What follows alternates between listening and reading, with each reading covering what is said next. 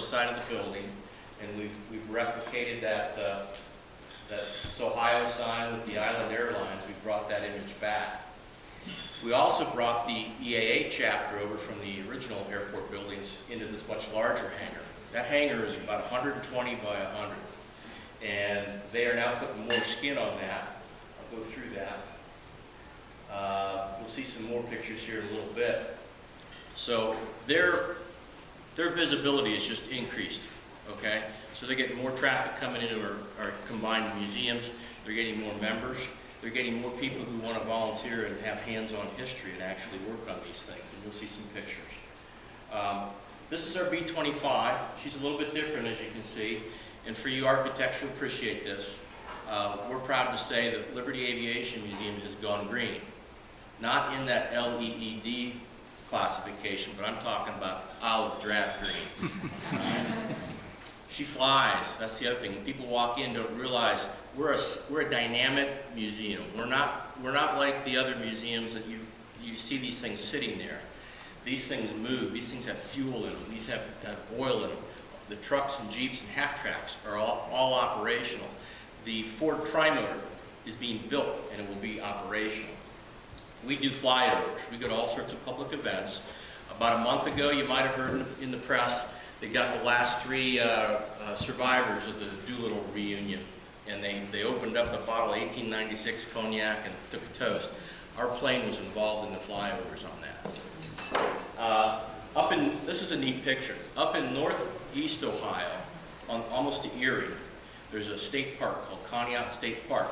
For the past 10 years, they've been doing a reenactment of the D-Day landings. They've got just a perfect bluff there. The Navy Reserve comes in with some landing craft, and a bunch of these World War II reenactors do this, and they just pack people into this community for the whole weekend. Well, we do a flyover. If you YouTube D-Day Ohio, you'll see this thing screaming over the deck. It's pretty impressive.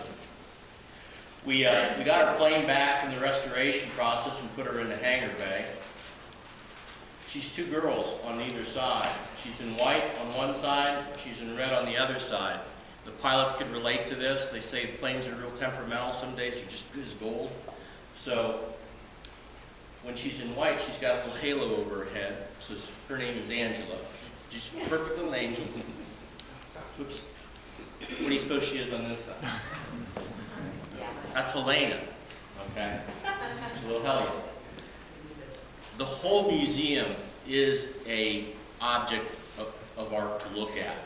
As people come through, you're going to travel through 3 time frames. You're going to go through the 30s, the golden age of aviation. So it's very Art Deco-y.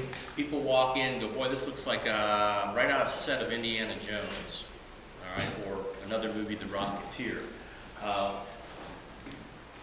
We are now holding banquets and public events. Arts Council's had their grand fundraiser in our hangar bay. The Ottawa County Red Cross broke a record by having their fundraising gala this last August. The Ohio State Marching Band came in. It was a big success up there. We also have some other organizations coming to us. There's a bunch of hobbyist enthusiasts who fly remote control airplanes, RC. And these airplanes are bigger than the table you're sitting at. And they've come back now for the 2nd year. It's expanding. It's now a 2-day event in August. And these planes, it's incredible to see because they fly at a scale speed. So you don't see it jerking around like a little toy. It looks like the real thing a quarter of a mile away. And that is a real popular event. We've been hosting a lot of QB organizations coming in and having a rendezvous. Quite Bergman has been. We have a space behind the hangar with an apron. This is just north of our facility. This tree line back here in this field, you're going to see is disappearing because of our further expansion. I'm going to show you in just a moment.